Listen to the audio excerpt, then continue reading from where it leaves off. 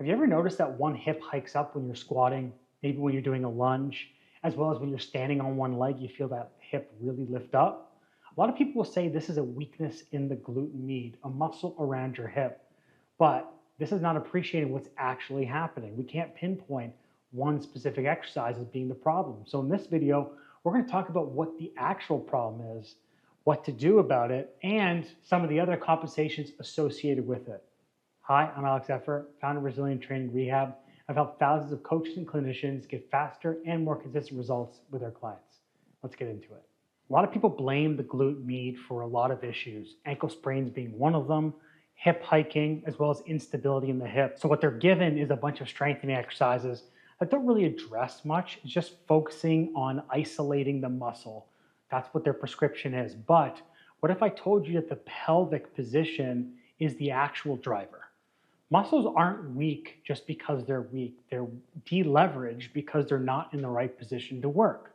So if I have a pelvis that is turning towards the right, let's say, then what this needs is a lot of internal rotation of the hip. If I don't have that internal rotation when I turn towards this right side, then what tends to happen is I start to hike the hip up. Now, what the anterior glute med does is it is a contributor to hip flexion and internal rotation of the femur. So that works in conjunction with a bunch of other muscles. But if my pelvis is not in a position to allow for that hip motion to actually happen, then the muscle is going to appear weak. So they'll say that the posterior glute med is overactive because the posterior glute med is the one that helps externally rotate the hip. So if I can't internally rotate, that would assume that my hip is more externally rotated. If my pelvis is turning towards that side, or if it's dumping forward, like I got this anterior pelvic tilt, both of these strategies of the pelvis are not going to allow the anterior glute med to work. So instead of focusing on doing isolated exercises to try to strengthen that area, or doing some type of muscle tests in order to identify that that is the weak point, it's important that we understand what is actually happening at the pelvis by using certain measurements to do that. So let's talk about one or two measurements to actually identify where the position of the pelvis is. The first measurement we're going to look at is hip external rotation. Now, if this measurement is limited, this is going to indicate that the pelvis is tilting more forward. As the pelvis dumps more forward, I'm going to get a lot more tension happening through the backside. That is going to pull my femurs into more of an externally rotated position already. So I'm going to start to lose that ability to externally rotate the hip as the pelvis goes forward. If there is any kind of rotation of the pelvis, that is also going to create a limitation of the movement of that external rotation. But looking at external rotation alone isn't going to be enough. We need to look at that in comparison to hip internal rotation. One thing to appreciate is that when I'm measuring hip internal rotation, if I am in a seated position, that is naturally going to relax some of the ligaments in the front of the hip, which may give you more internal rotation than you actually have. So actually laying down and doing the internal rotation is a far more accurate measurement because what it's doing is it's allowing us to see, is the back part of the hip and the pelvis open?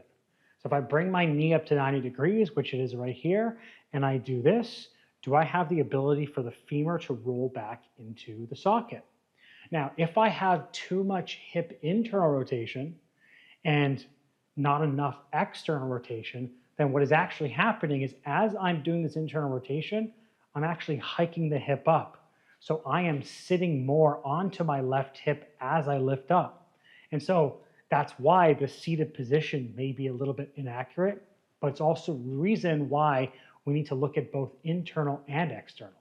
We need both of them to be relatively close in the fact that I shouldn't have a lot of internal rotation and a little bit of external. I should have some of both. And that is going to tell me that the pelvis is in a good position to allow me to train that and actually have stability. So the stability limitation happening at the anterior glute med is actually coming from the pelvic position problem. And if we can address the pelvic position problem, then that anterior glute med is in a position to work properly. So let's talk about an exercise that's going to help restore that pelvic position. Okay, so in order to reposition the pelvis, we need to create the shape that we need for the anterior glute med to work. And so what that is going to be is a pelvis is closing a little bit more at the top part. So as you can see, I've got the foam roller underneath the top of my hip. I've got my foot against the wall with the knee slightly bent. Now what I'm going to be thinking about doing is I want the inside part of my right foot into the wall.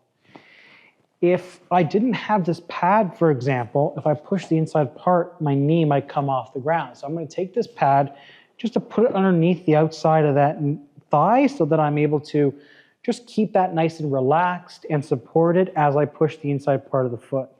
This is going to create internal rotation all the way up the chain. This pelvis is going to create, or this foam roller is going to create the IR at the pelvis, whereas everything else is going to line up underneath it.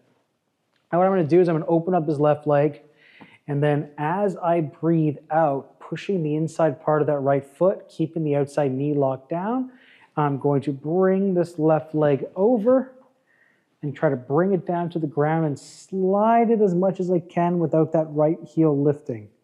If you feel that right heel lifting off like so, or just twisting on the wall, then you've gone too far. So you want to keep that inside edge, and then you want to come back. So as I'm coming backwards, what I'm thinking about is pushing off the right foot, pushing off the outside of that right knee as I open up. And what I always want to do is maintain those contacts of the right foot and the outside knee. So I'm going to take a big breath in, breathe out.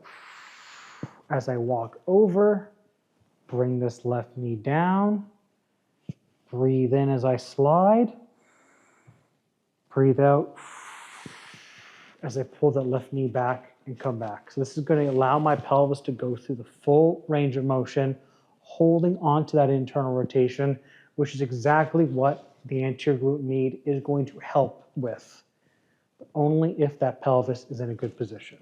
Okay, so for this exercise, I want you to pretend that this is my right leg, because we've been doing everything on the right leg, but obviously because of space constraints, we're using the left leg. So what I'm going to do, hold on to the cable with the left arm, so your left arm is going to hold on to the cable. I'm going to turn and open up my body towards that right leg. Okay, so open up towards you. Now, one thing I don't want you to do is as you come up, turn your torso. You should keep your torso locked the whole time into this position. I'm on the inside edge of the foot. I'm going to reach this knee forward, hinge over just a little bit so I get that nice stretch in the back pocket. And then I'm going to hover off just a little bit, come back down. So I'm going to reach the knee forward, hover off. So I'm not going to push myself straight back like this. I'm thinking about pushing myself towards the cable machine. And I'm just going to keep that position the whole time as I go up and down. In this video, we broke down why glute med weakness isn't the issue for your pelvic instability, as well as it's not a strength issue.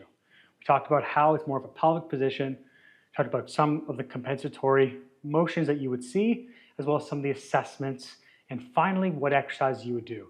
If you want to learn more about how these compensations drive some of the postural positions that you see, some of the movements you see, then check out my Evolve Biomechanics mentorship, where I break down my entire compensation system, what to do about it, why it happens, and how to assess it. Thanks so much for watching. Don't forget to like, save, subscribe. I'll see you next time.